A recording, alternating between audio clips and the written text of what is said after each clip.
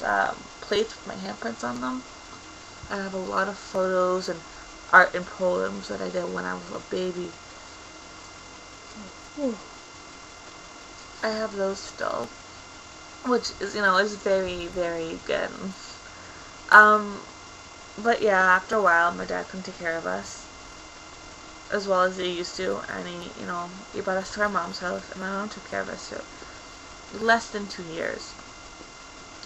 And I remember one day I woke up, and my mom was running around the house, packing stuff, and I was like, "Hey Mom, why are you packing up my clothes? Why? What's going on?"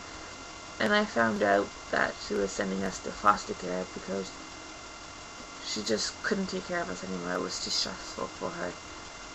But at that time, all I could think about it really wasn't. We would play outside in front of the house with our friends. The only time we came inside was to eat and sleep. Like, we were outside, hanging out.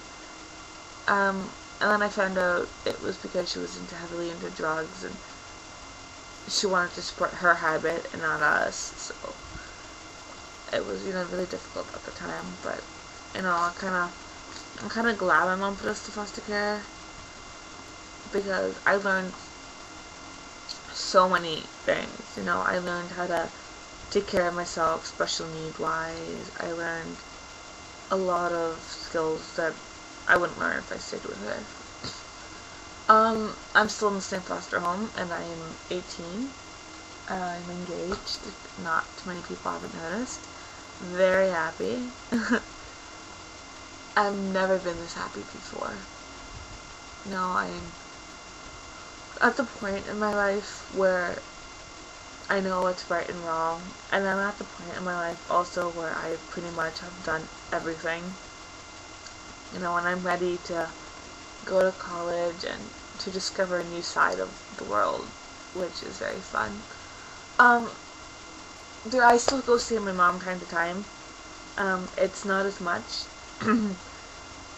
When we did go into foster care, our family kind of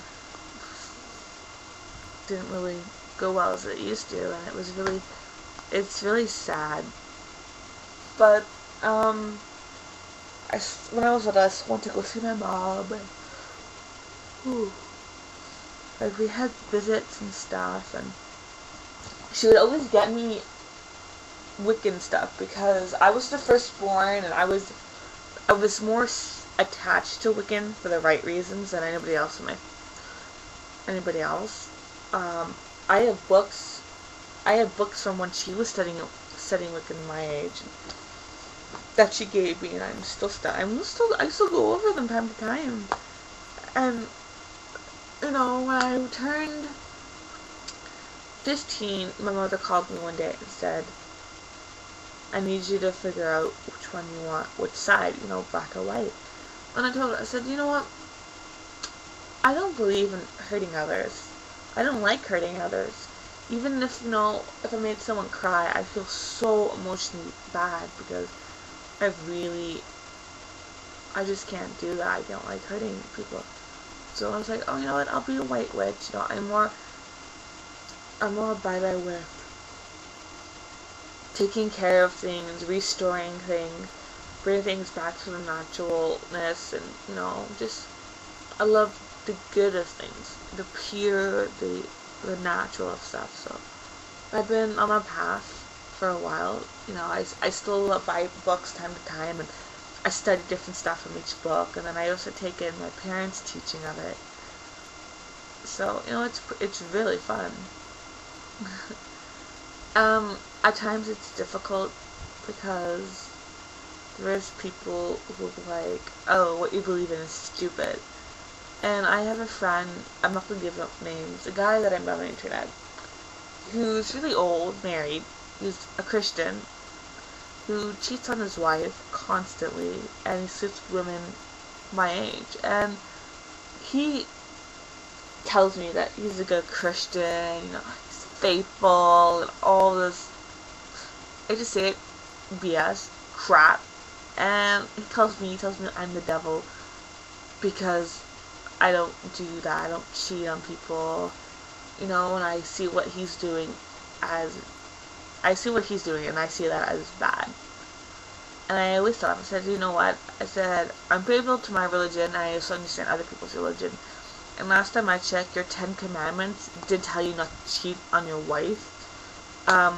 You're committing adultery right there, you know? You're sleeping with women who are young. I'm like, you're married. You have 2 beautiful kids, a wife, you know? And you're sleeping with kids who haven't even hit through puberty.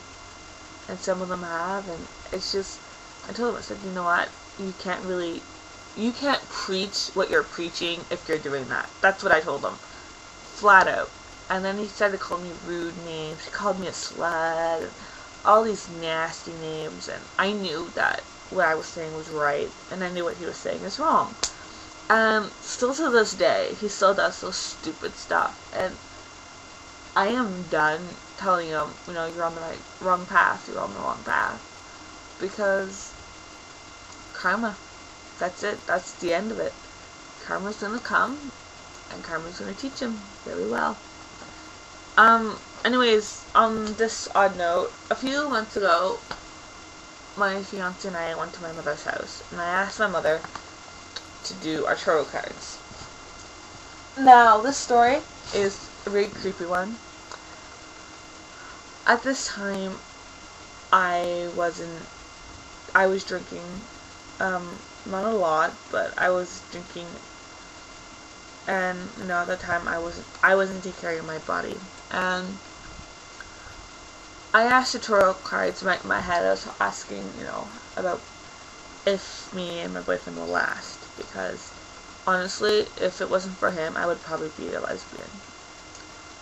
Because he's the only guy I'm physically attracted to, and the only guy I trust. So, my mother did our cards, you know, and she did my cards. My cards really answered my question. It really did. And in the cards, I kept getting the Joker, and this Joker was representing my ex, one of my old exes, who was trying to make me very unhappy. And this ex, I'm not going to say his name,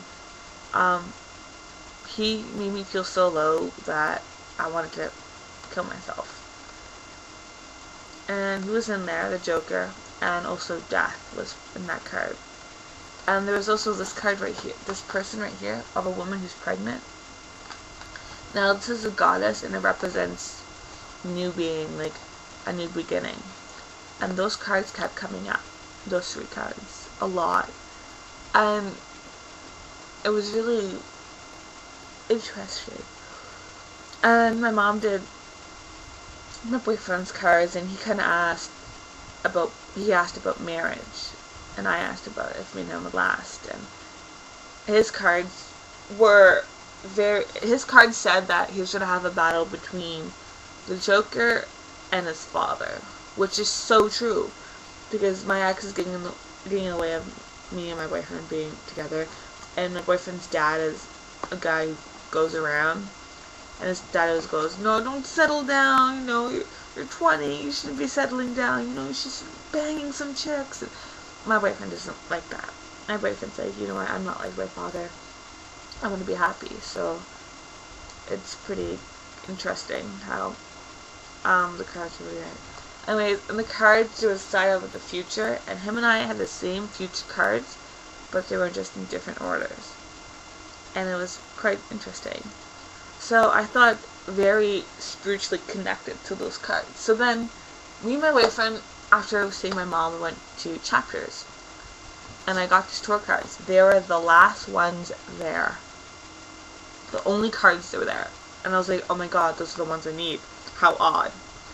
Then, okay, this gets more creepy. You know, we go to Subway, and our food's getting ready, and I'm looking at the cards. I open them up, and the 2 cards that were facing me was the Joker and that lady. And I was like, holy shit. You know, like, oh my god, this is, you know. And then I shuffled them. And I was like, you know what? 4 cards. Press 4 cards out. Got Death, the Joker, the pregnant lady, and the Wheel of Life. And I was like, holy fuck. You know, it's like creepy beyond belief. So I I instantly knew that the cards were for me, because honestly, something like that doesn't really come up. So, I'm very connected with my cards. Any Wiccan stuff that I have, my shadow book, even if it's like a normal book, I would kiss it before I open it, and when I'm done, I would kiss it again and say thank you, because I am so connected to everything. So that's my story. I know this video is very long, but this is my story, and I hope you enjoy it. Mwah! Blessed be.